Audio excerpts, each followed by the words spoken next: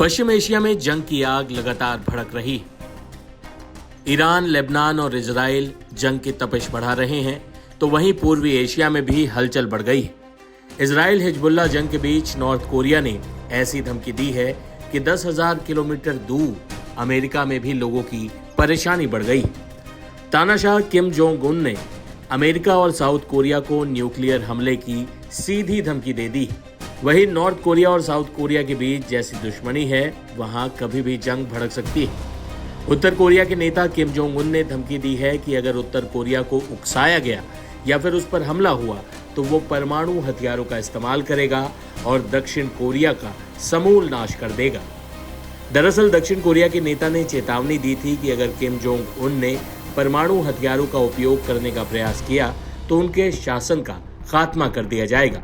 और इसके जवाब में किम जोंग उन ने दक्षिण कोरिया को ये चेतावनी दे दी।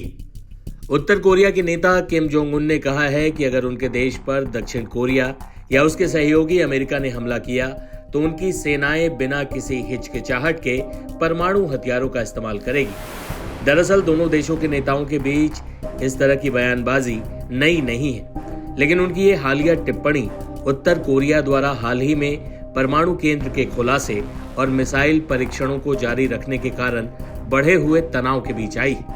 उत्तर कोरिया की सरकारी agency Korean central news agency के अनुसार तानाशाह किम जोंग उन ने बुधवार को विशेष अभियान बल की एक इकाई के दौरे के वक्त कहा कि अगर दक्षिण कोरिया उसकी संप्रभुता का अतिक्रमण करने के लिए सशस्त्र बलों का उपयोग करने का प्रयास करता है तो उनकी सेना बिना किसी हिचकिचाहट के अपने पास मौजूद परमाणु हथियार सहित सभी आक्रामक हथियारों का इस्तेमाल करेगी।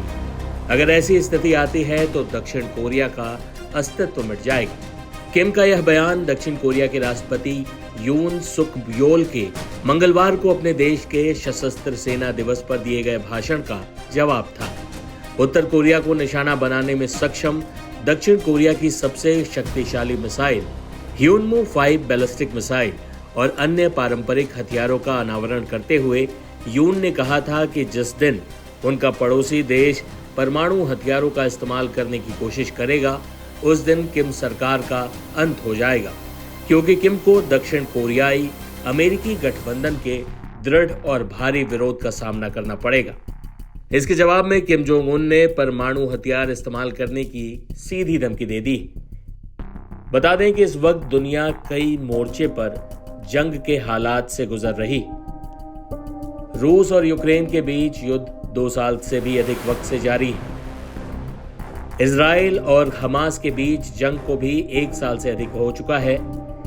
इस बीच इजराइल लेबनान में हमले कर रहा है और ईरान इजराइल पर हमला कर चुका है। इस तरह मिडिल ईस्ट, पश्चिम एशिया और यूरोप में जंग की इन भड़कती ज्वालाओं के बीच दुनिया कहीं तीसरे वर्ल्ड वॉर की तरफ तो नहीं जा रही।